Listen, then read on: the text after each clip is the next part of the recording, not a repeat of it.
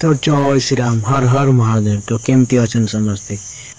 तो आसीगला श्रावण मास आमे बाहरलु ओडिशार कैलाश कहुवा प्रभु चंद्रशेखर धाम कहुवा कपिलास। तो रास्तार जीवा समय आम घंच जंगल देकी गलु चारिपटे घंच जंगल आच्छादित देला। ये बाबू जनक रेस्ट टे रही पानी पीले। दूर कपिलास पहाड़ अति मनोरम लगुला। तो रास्तार गोटे हेले भी काउड़िया देखा ना, कारण एबे तृतीय सोमवार सरी।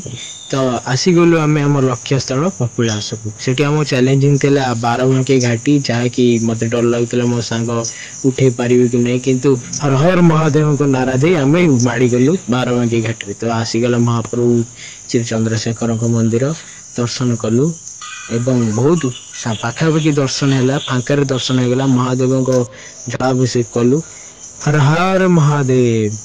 तापर आम बाहरी गलु देवसभा भूमि के। देवसभा बहुत उच्चरे थिला, जोठी देवता माने पुराण काल कथा अच्छी सभा करिथांदी। एपटे मंदिर बहुत गहल चले आरंभ। या आम महादेव आतिथ्य लाभ करी कपिलास विदाय नेलु। भिडियोटी आपको जब भल लगी थाए लाइक कमेंट शेयर करदे और कमेंट रे हर हर महादेव निश्चय लिखिए। श्रावण मास उपलक्षे जय महाकाल एवं पवित्र श्रावण मास उपलक्षे समस्त शुभेच्छा।